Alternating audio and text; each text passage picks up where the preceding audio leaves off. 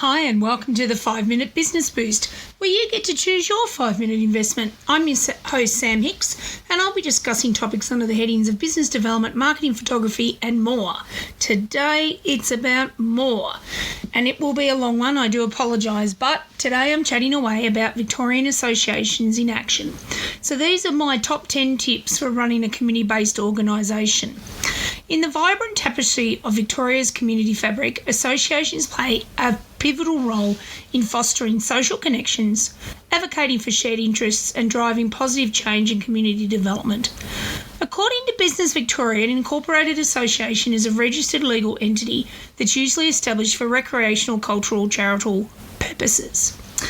Our community.com.au further explains that as a system of state government or territorial registration that gives an association or community groups a certain legal advantage in return for accepting certain legal responsibilities.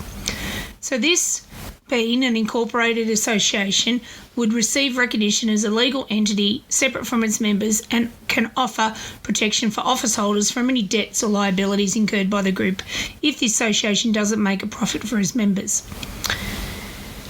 Now, what is interesting, when I Googled and started putting together this episode, I tried to find out who the first association was.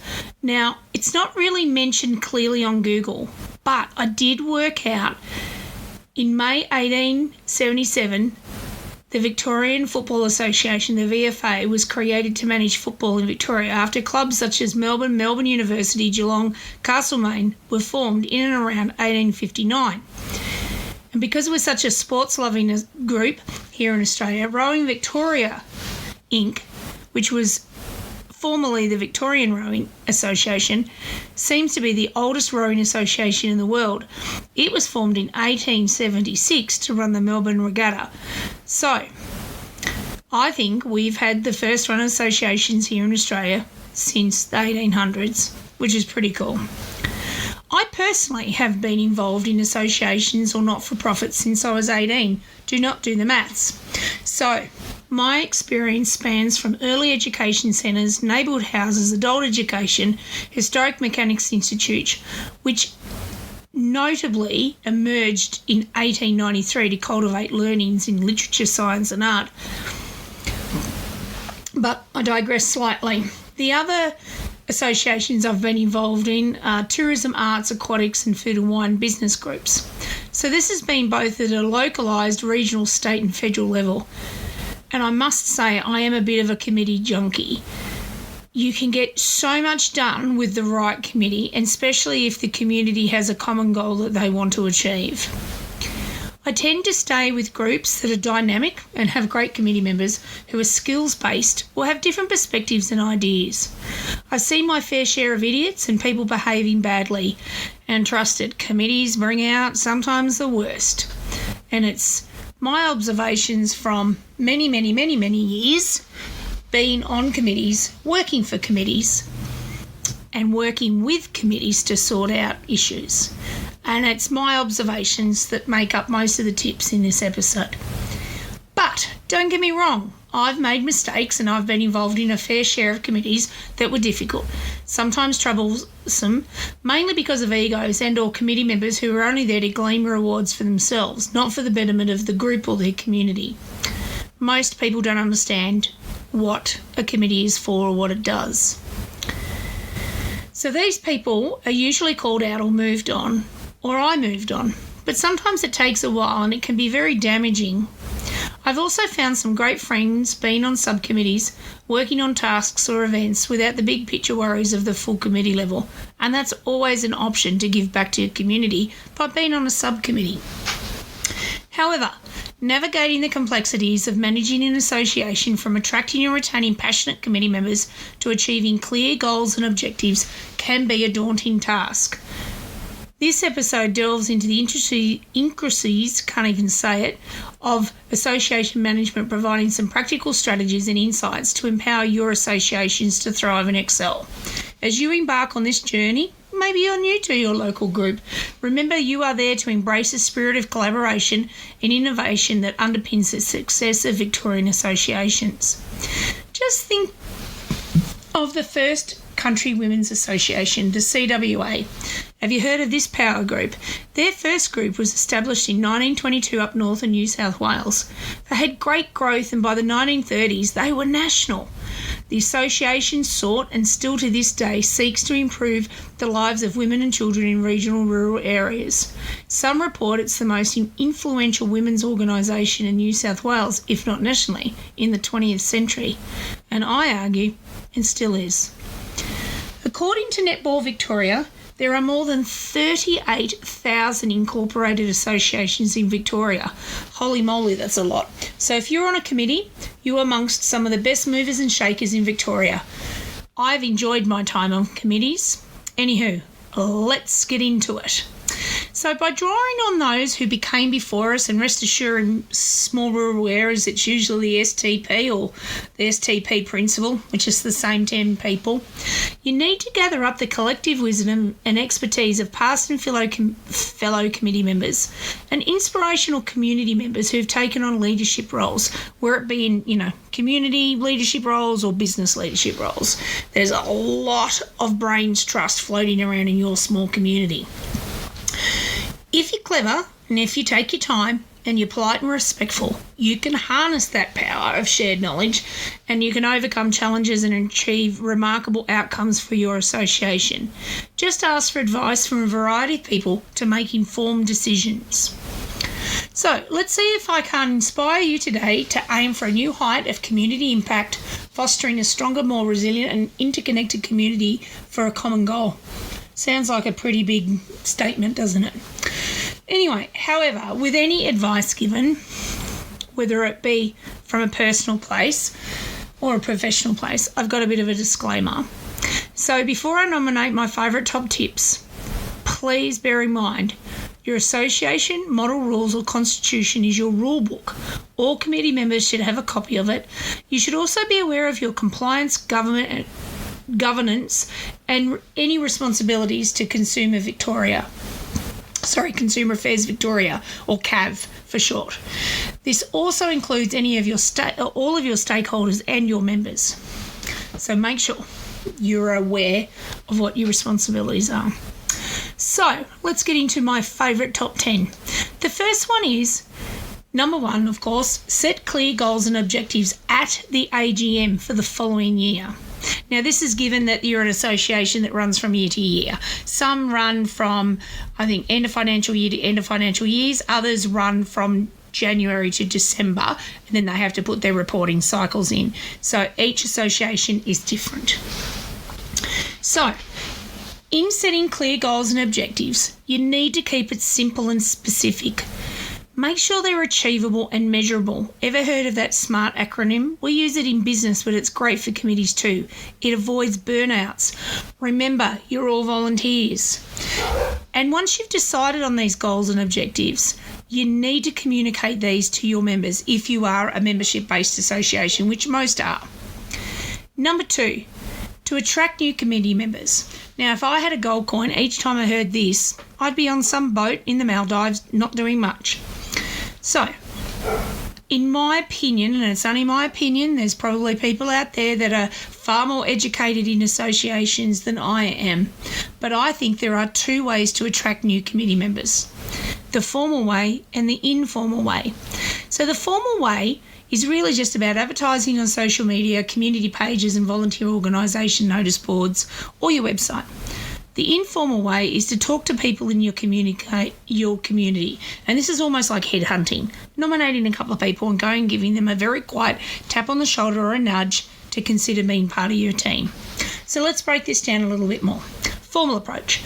So this is about leveraging the power of social media and your organisation's website to reach a wider audience. You might even have to run a small paid campaign.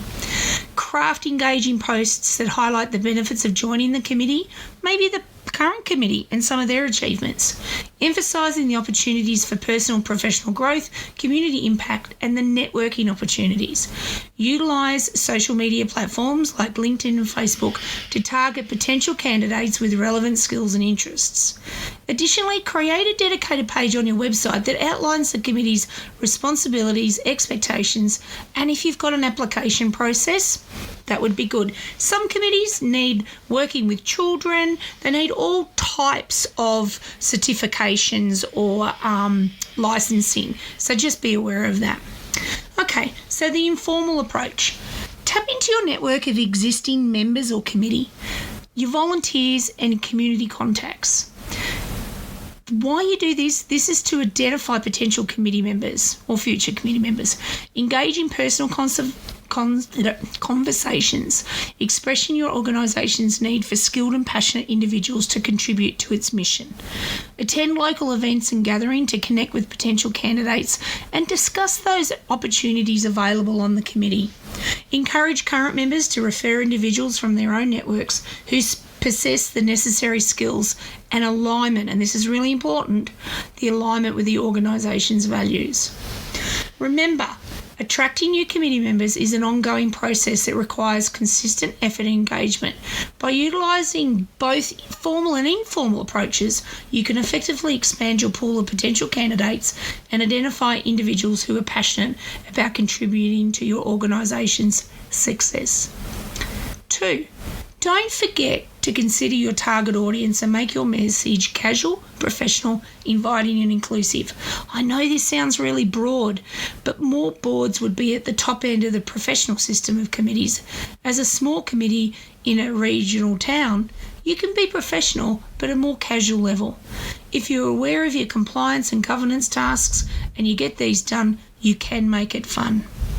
And yes, this is linked to succession planning.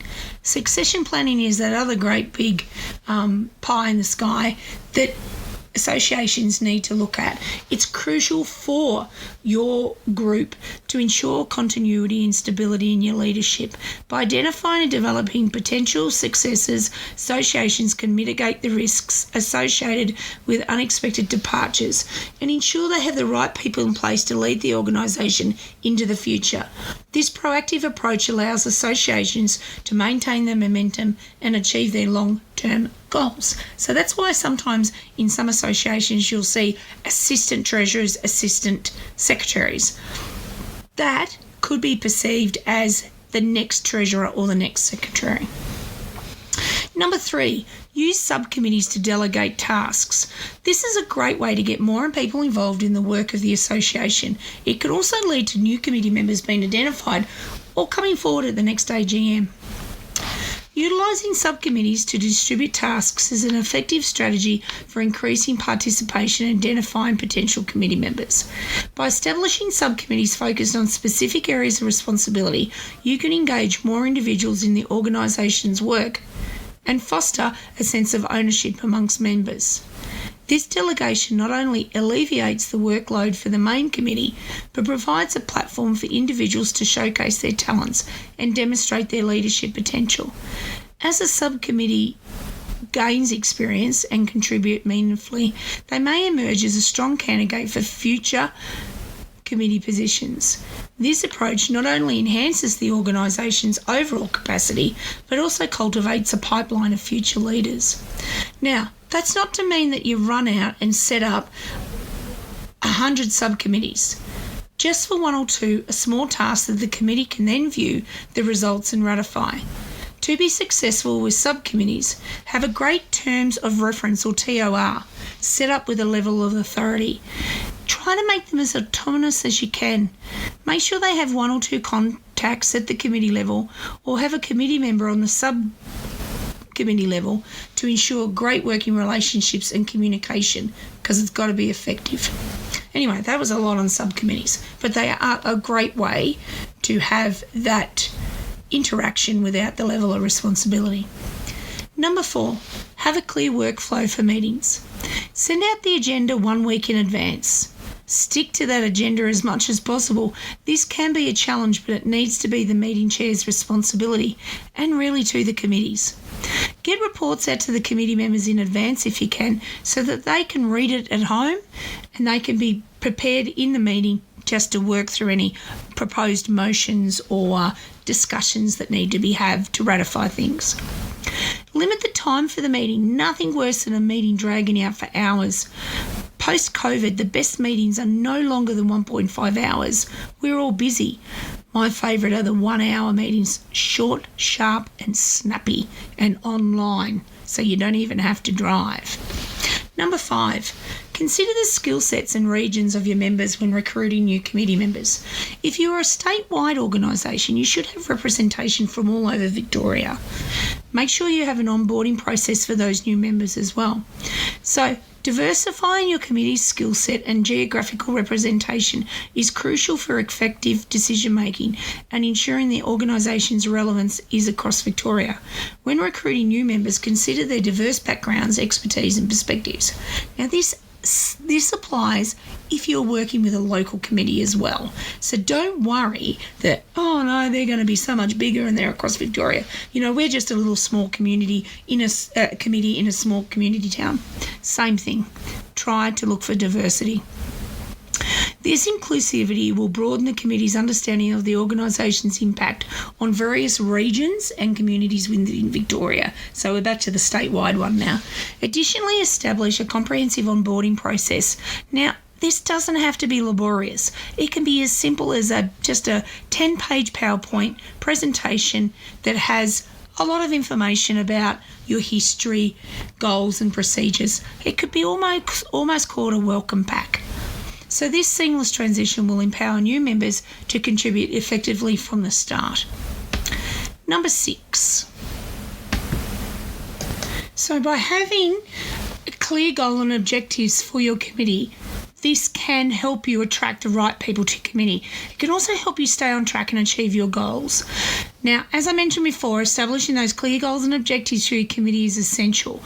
Number 1, by achieving what you want to do for the next 12 months is a strategic move to ensure development. But number 2, it can be used to attract the right individuals. By defining specific and measurable objectives, you can effectively communicate your vision and attract committee members who will align with your goals. This clarity also serves as a bit of a roadmap. Keeps the committee focused on achieving the set objectives without getting distracted by unnecessary tasks or ideas. You've got to have that clear purpose and direction so that your team can work cohesively and effectively towards achieving the organisation's overall mission. Number 7, use Consumer Affairs Victoria's resources. So this is CAV. They have a wealth of information on their website that can help you run your association. Not-for-profit law is another awesome resource, and they have lots of information, and even better, they have templates. So make sure you reach out to association-based resource groups across Victoria, and there will be millions. They're my top 2 favourites. Number 8, make sure you're compliant with the new regulations regarding incorporated associations. Now, I put this one in here because these regulations came into effect on 1st of July this year, and there is also newer regulations that have come in on the 18th of November, so a couple of dates there. But the key changes include update language to support the flexible use of technology, new processes for disciplinary appeals, and changes to grievance procedures regarding mediation. There's also, in some instances, stronger disclosure requirements for conflicts of interest and changes to revenue thresholds for financial reporting tiers. So you can find more information about it on the Consumer Affairs Victoria website, and I've actually put a link into the notes at the bottom of this episode.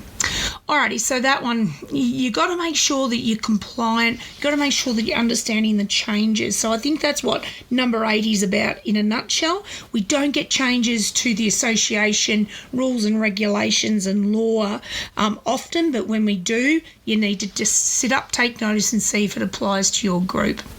Number 9, communicate regularly with your members. You need to keep them informed about what's happening with the association. Might be a newsletter, might be a private Facebook group. However you do it, just keep that communication happening. Get their feedback on your work and network, and use surveys to seek feedback or future direction. That's one of my favourite things to do is actually to say to people, oh, you're paying your membership, what do you actually want to see happen? What is your pain point at the moment? If our group is advocating, what can we do to make your pain point lesser?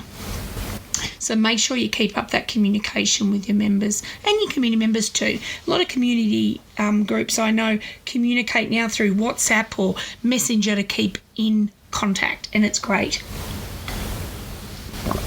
Number 10, celebrate your successes, and most importantly, take the time to recognise the achievements of your members and your volunteers. Now, I know most of that will be your volunteers on your committee, your subcommittees, but at the end of the day, you're all volunteers, so don't forget to celebrate their achievements.